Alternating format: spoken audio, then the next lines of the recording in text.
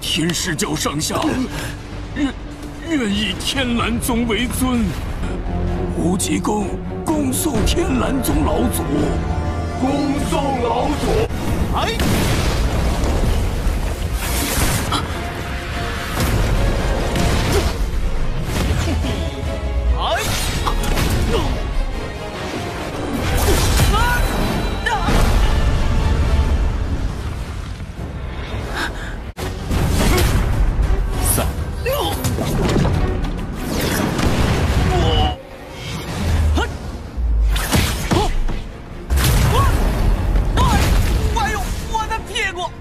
！Melihat Xiaosu yang bersujud di depannya, Su Yang langsung menebak kalau Xiaosu menginginkan sesuatu darinya.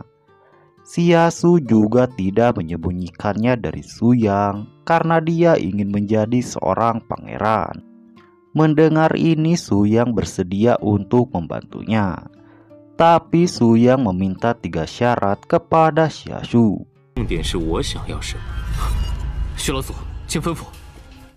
Setelah itu, Su Yang berangkat bersama Huang Tian dan Ling Qingsu menuju ke kerajaan tetangga dengan tujuan membangkitkan Lian Xue di salah satu gua yang ada di sana. Namun semua sekte yang ada di sana selalu berselisih dengan kerajaan Xia, sehingga akan menimbulkan masalah. Mendengar penjelasan Huang Tian, Su Yang berencana membereskan mereka semua agar tunduk kepada sekte Tianlan.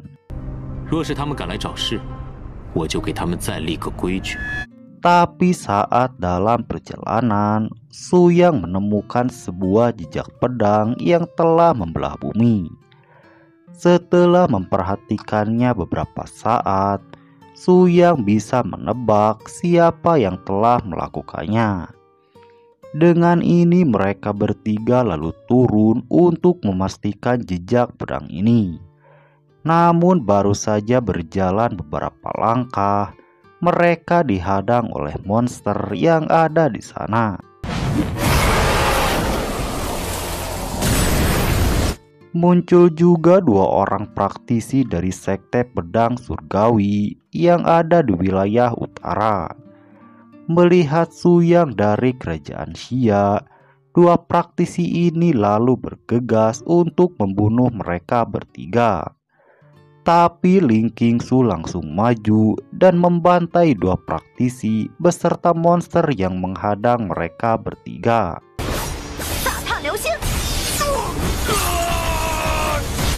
Namun salah satu praktisi masih bisa selamat dan langsung ngoceh-ngoceh di depan Su Yang. Melihat ini, Ling Qingsu langsung menebasnya sampai mati. Setelah itu, Su Yang memerintahkan Ling Qingsu dan Huang Tian untuk menyusuri jejak pedang ini. Sementara dia sendiri akan menyusul kemudian. Setelah berpisah dengan Ling Qingsu, Su Yang lalu pergi ke sekte pedang surgawi dan menghajar ketua sektenya agar mereka tunduk kepada sekte Tianlan.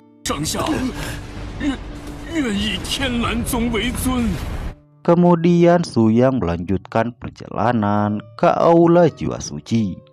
Sama seperti sebelumnya, Su Yang menghajar setiap praktisi yang ada di sana dan membuatnya tunduk pada sekte Tianlan. Begitu juga dengan istana Wuji yang dibuat tidak berdaya oleh Su Yang. Mereka semua hanya bisa berlutut di depan Su Yang dan memujanya sebagai tuan.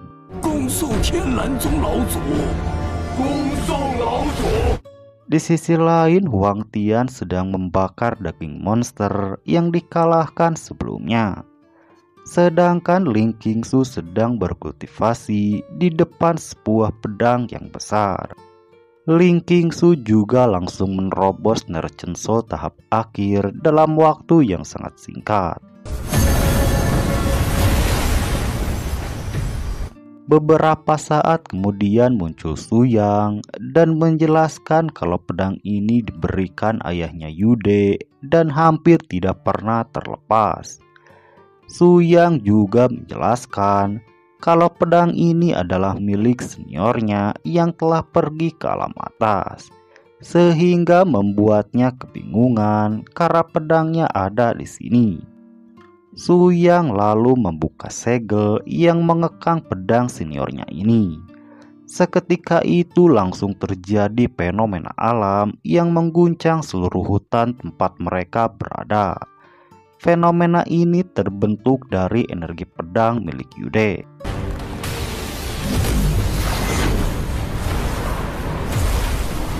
Di sisi lain terlihat salah satu tetua pelindung dan dia bernama Yan Fang.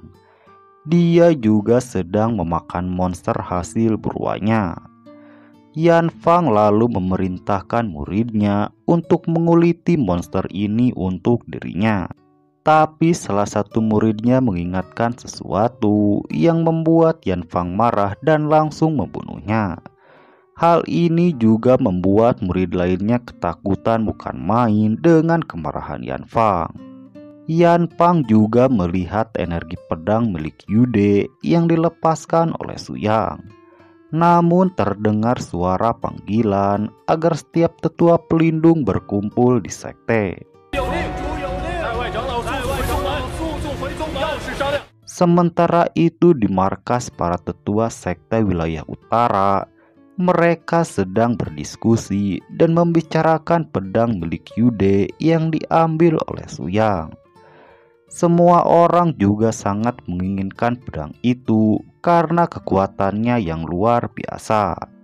Namun Tian Jue yang merupakan tetua sekte pedang surgawi memerintahkan muridnya yang bernama Ling Yao untuk menyelidiki Su Yang. Karena dia sendiri tidak mau bertindak gegabah. Bagaimanapun juga orang yang bisa mengambil pedang itu bukanlah orang biasa.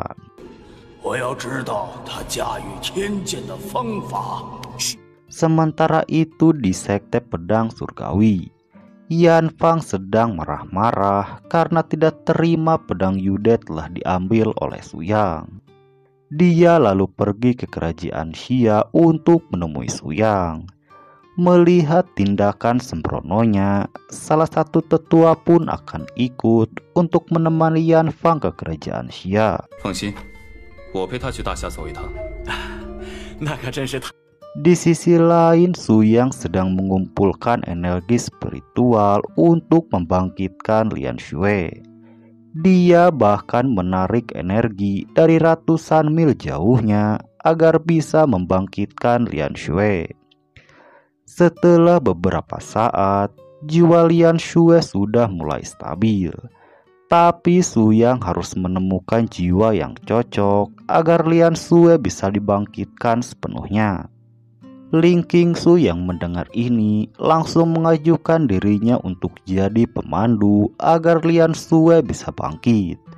Meskipun jiwa Ling Qingsu kuat, tapi dia tidak cocok dengan Lian Xue, hingga membuat Su Yang pun langsung menolaknya. Pada saat yang sama, Xia Shu membawa 2 harta karun yang sedang dicari oleh Su Yang. Dia juga memberitahu kalau Yan Fang dan Luo Xian datang ke kerajaan Xia. Mereka meminta semua sekte untuk memberi hormat kepadanya. Karena jika tidak, maka sekte itu akan dihancurkan olehnya. Mendengar ini, Su Yang langsung bergegas untuk menemui Yan Fang.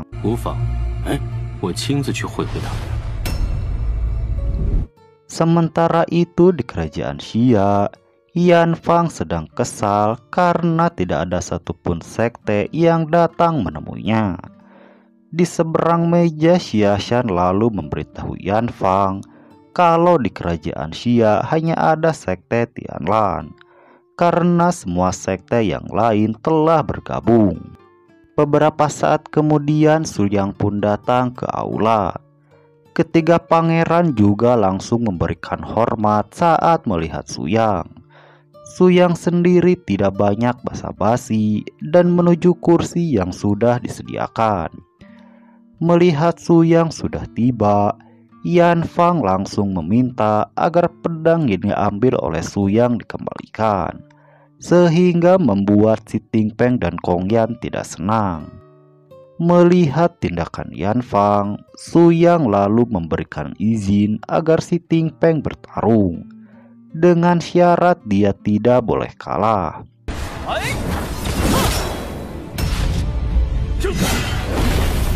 Dengan ini mereka berdua langsung bergegas keluar dan bertarung di arena terbuka. Walaupun ranah si Ting Peng lebih rendah, tapi dia bisa mengimbangi Yan Fang dalam pertarungan. Yan Fang bahkan hanya bisa bertahan dari jurus baru si Ting Peng yang menggunakan roda api sebagai pengalih perhatian. Sementara dia sendiri menyelinap dan menyerang secara diam-diam, dan membuat dia unggul dalam pertarungan ini sampai membuat Yan Fang terpojok.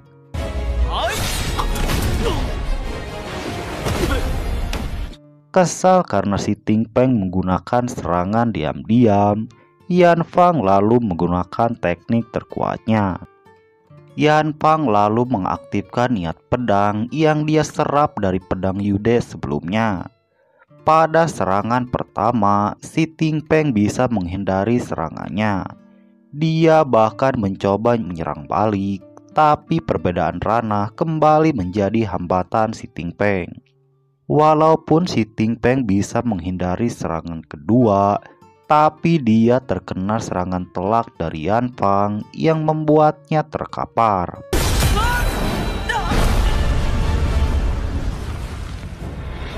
Yan Fang juga tidak berhenti dan kembali menyerang dengan niat pedangnya. Menyadari hal ini, Su Yang langsung bergerak dan menghancurkan niat pedang Yan Fang. Melihat ini, Yan Fang juga menjadi terkejut. Pada saat yang sama, Su Yang sudah berada di belakangnya dan langsung membunuh Yan Fang tanpa ampun. Su Yang juga langsung menyerang Luo Xian.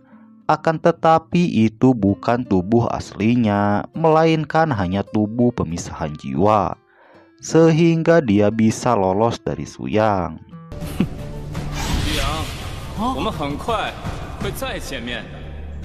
Setelah itu Su Yang kembali ke sekte Tianlan. Namun saat dalam perjalanan, Su Yang merasa kalau ada yang mengikutinya. Mengetahui hal ini, si Ting Peng langsung menyerang tempat persembunyiannya.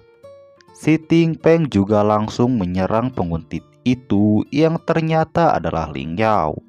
Tapi Ling Yao meniru teknik roda gila milik si Ting Peng, sehingga konfrontasi itu berakhir seri. Namun karena sifatnya yang sembrono, si Ting Peng langsung lengah dan berhasil dikalahkan oleh Ling Yao. Bahkan dia menerima serangan telak yang membuatnya menabrak pohon.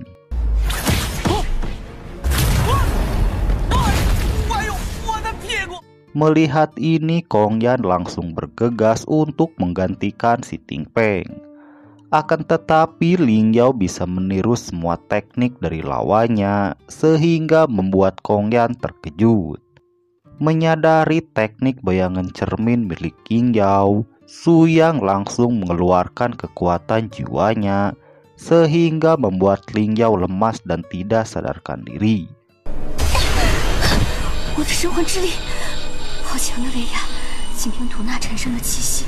Setelah melihat tanda pedang Yude di dahi Ling Yao, Su Yang membawanya ke sekte Tianlan. Keesokan harinya di sekte Tianlan, Ling Yao mulai terbangun dari pingsannya. Dia lalu menghampiri si Ting Peng dan yang lainnya. Mengira kalau si Ting Peng akan menyerang, Ling Yao langsung menyerangnya sampai si Ting Peng terpental.